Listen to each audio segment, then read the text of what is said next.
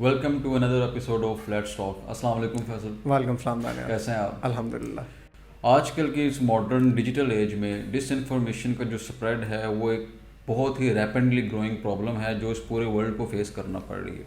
Specially third world countries को इसका effect बहुत ज़्यादा है। एक सिग्निफिकेंट रोल प्ले करती है पब्लिक की ओपिनियन को शेप करने में। ठीक है, आप उनकी परसेप्शन को आप चेंज कर सकते हैं थ्रू डिसइंफॉर्मेशन।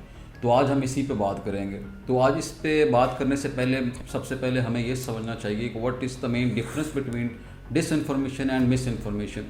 देखें, जैसे कि नाम से आपको जाहिर हो रहा है कि मिस इन्फॉर्मेशन में भी और डिसइंफॉर्मेशन में भी न्यूज़ हमेशा फेक ही होती है, बट मिस इन्फॉर्मेशन में फेक न्यूज़ को क्रिएट करना या उसको स्प्रेड करने में इंटेंट ये नहीं होता कि आपने लोगों के माइंड से मैनिपुलेट करना है, but on the other hand disinformation deliberately create ही इसीलिए की जाती है कि जिससे वो लोगों को मैनिपुलेट कर सके, उनके डिसीजन मेकिंग को आप इन्फ्लुएंस कर सके, उनके ओपिनियंस को इन्फ्लुएंस कर सके।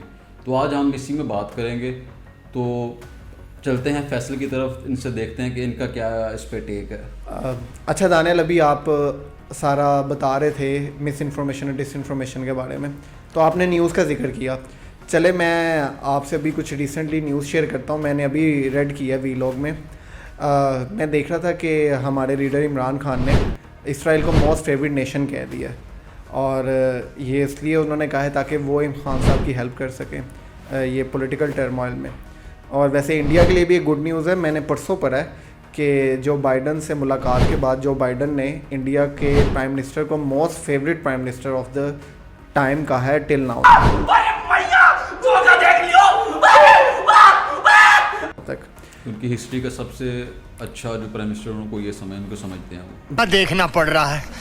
अच्छा, बिल्कुल। अब ये इंडियंस के लिए कितनी गुड न्यूज़ है कि नरेंद्र मोदी साहब वाजपेयी साहब को भी क्रॉस कर गए हैं, ठीक है, और अपने फाउंडर को भी क्रॉस कर गए हैं, नेहरू साहब को भी क्रॉस कर गए हैं, ठीक है। तो I think clap for them. अब जो मैंने आपसे न्यूज़ शेयर की है, इसमें दोनों न्यूज़ में ना एक चीज़ कॉमन थी। आई डोंट नो आपको पता चला कि नहीं चला। वो कॉमन फैक्टर ये था कि दोनों न्यूज़ फेक थी।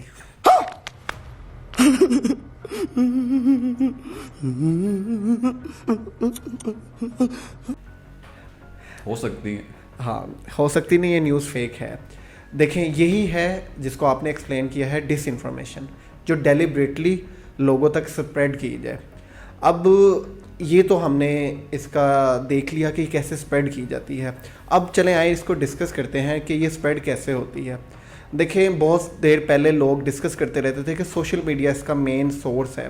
जी बिल्कुल, सोशल मीडिया इसका मेन सोर्स है, लेकिन आजकल डिजिटल मीडिया भी इससे पीछे नहीं रहा। क्योंकि फेक न्यूज़ और डिसइंफॉर्मेशन की जो टीआरपी है वो इतनी हाई है कि जो हमारे एंकर्स हैं वो इस चीज़ को बिल्कुल भी माइंड में नहीं रखते कि इससे सोसाइटी में क्या इम्पैक्ट्स आएंगे। चलें, अभी ये हमारा रीसेंट पाकिस्तान में एक वाक़या हुआ है 9 मई का। मुझे नहीं पता था आज से पहले पाकिस्तान में कोई जिना हाउस भी है। अब डेलिबरेटली जिना हाउस पूरे कंट्री में बताया गया कि जिना हाउस है, लेकिन एक्चुअल में वो कभी जिना हाउस था ही नहीं। तो ये है डिसइंफॉर्मेशन की एज कि आप एक माइंड शेप करते हैं, और डिजिटल मीडिया भी अब इससे पीछे नहीं रहा। लेकिन मैं इस बात को फॉलो ऐसे करूँगा कि मेन सोर्स इसका सोशल मीडिया ही है। उसकी रीज़न है कि सोशल मीडिया के जो यूज़र हैं वो बिलियंस में हैं। मैं कुछ सोशल मीडिया प्लेटफॉर्म के नाम ले लेता हूँ, जैसे व्हाट्सएप है, ट्विटर है, फेसबुक है, और डिफरेंट सोशल मीडिया प्लेटफॉर्म। अब तो रिसेंटली थ्रेड भी आ गया। हाँ बिल्कुल, अभी ये थ्रेड्स अंकल आ गया, मैंने अंकल ही कहूँगा जो बाद में आते हैं अच्छा। किसी की कॉपी करके। चले अब मूव ऑन करते हैं हमारे इस चीज़ पे कि ये सोशल मीडिया इसको स्प्रेड कैसे करता है। देखिए, अभी रिसेंटली मैंने एक इंडियन मूवी देखी है, उसका नाम है अफवाह। अगर आप मूवी का टाइटल ही समझें तो आपको समझ आ जाएगी कि अफवाह है क्या। अफवाह के टाइटल से आपको मूवी का थीम समझ आ जाएगा। अब इस मूवी में कोई आशिकी 2 के सॉन्ग्स नहीं है जो ऑडियंस इसे देखे। स्टोरी लाइन अच्छी, एक स्टोरी लाइन है, और स्टोरी लाइन का जो थीम है वो अफवाह के रिलेटेड है, मीन डिसइंफॉर्मेशन। अब उसमें मेरे फेवरेट एक्टर हैं नवाजुद्दीन साहब, और उन्होंने इसके अंदर एक रोल प्ले किया है।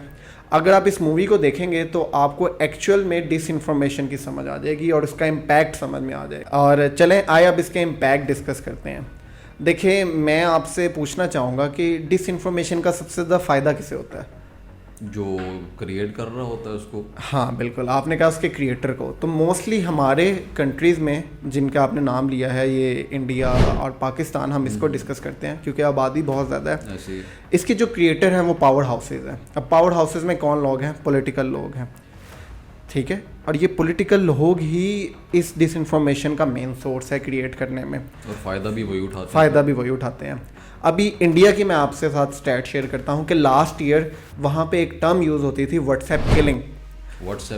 Yes, WhatsApp killing. It means कि व्हाट्सएप पे ऐसी न्यूज़ स्प्रेड हुई जिससे वहाँ पे ब्रूटल किलिंग्स हो गई।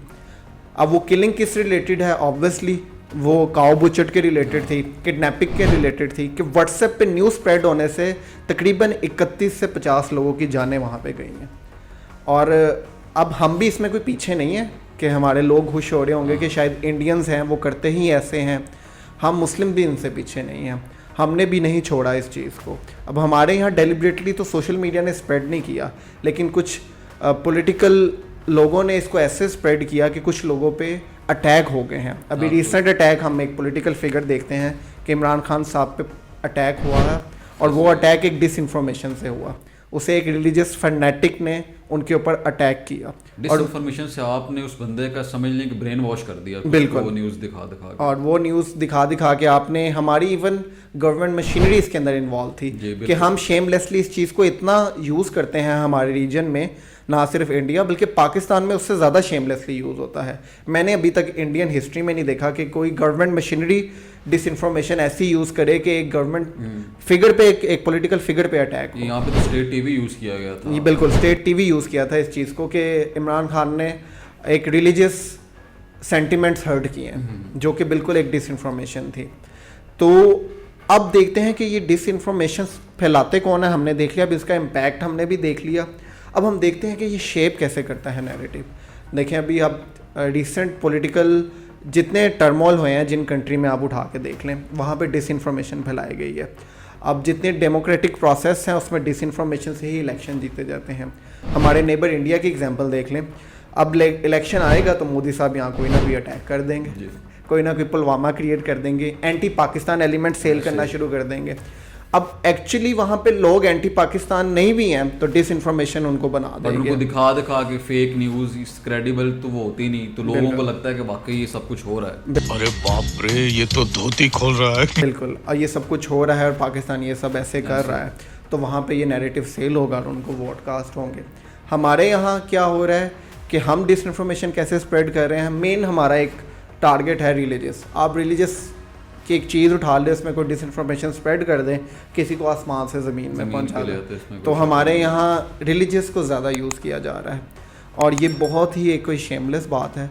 तो अब नेक्स्ट देखते हैं कि जो हमारे सोशल मीडिया प्लेटफॉर्म है ये कैसे इसको स्प्रेड करते हैं, इस पर कौन लोग हैं जो बैठे हुए हैं जो स्प्रेड कर रहे हैं। देखें इसमें ना बॉट नेटवर्क्स यूज़ किए जाते हैं। अब आसान लफ्ज़ों में रोबोट नेटवर्क कहते हैं। अब बॉट नेटवर्क्स में क्या होता है कि डिफरेंट कंप्यूटर्स को मर्ज करके एक नेटवर्क डिज़ाइन किया जाता है, और उनमें ऐसे सॉफ्टवेयर, ऐसे प्रोग्राम उसमें इम्प्लीमेंट किए जाते हैं, इंस्टॉल किए जाते हैं कि जो आपके माइंड में एक इल्यूजन क्रिएट कर देते हैं कि सोशल मीडिया की पोस्ट को इतना वो लाइक और स्प्रेड कर देते हैं कि आपको पॉपुलैरिटी का इल्यूजन क्रिएट हो जाता है। जितने भी सोशल मीडिया प्लेटफॉर्म्स हैं, ठीक है, अब वो वहाँ पे एक इल्यूजन क्रिएट की जाती है कि आपकी जो आपका कंटेंट है वो रियल है। कैसे कि अब वो इतनी दफ़ा उसको लाइक, शेयर और कमेंट उस पर कर दिया जाता है कि वो रियल में कोई नहीं कर रहा होता, वो बॉट कर रहे होते हैं, और वो आर्टिफिशियली एक इल्यूजन क्रिएट कर देते हैं पॉपुलैरिटी का, जिससे लोगों को लगता है कि ये न्यूज़ वाकई में सच है।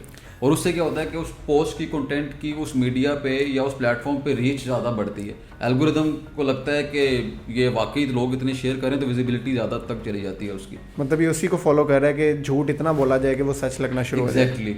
अब डिसइंफॉर्मेशन में सबसे जो बड़ी चीज़ होती है ना, उसमें ये होता है कि इसमें क्वालिटी नहीं देखी जाती, क्वांटिटी मैटर करती है, क्वालिटी नहीं। आप किसी को भी न्यूज़ इतनी बार दिखा दें कि सच लगना शुरू हो जाए, ठीक है। और हम जैसे लोग कह लें या मोस्टली जितने इन्फ्लुएंसर्स हैं वो भी इसमें अपने हाथ इस बहती गंगा में धो लेते हैं।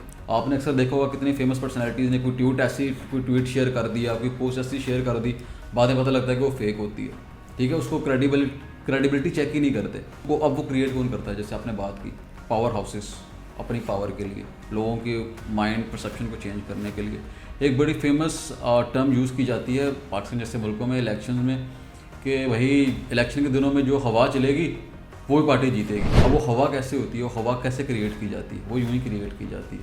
डिसइंफॉर्मेशन इतनी फैला दी जाती है कि जिस पार्टी को कोई पूछ भी नहीं रहा होता, ठीक है, वो एकदम आपको लगना स्टार्ट हो जाता है कि पता नहीं वो पार्टी टॉप पे चली गई है। अब वो इल्यूजन सबसे ज़्यादा ये डिसइंफॉर्मेशन ही क्रिएट करती है, जिससे लोगों को लगता है वो पार्टी फेमस है, वो रिगिंग होती है, जैसे भी करके वो जीत जाती है। लोगों को समझते हैं कि भाई हाँ ये पार्टी वाकई फेमस थी, बट वो एक्चुअल में वो फेमस नहीं होती।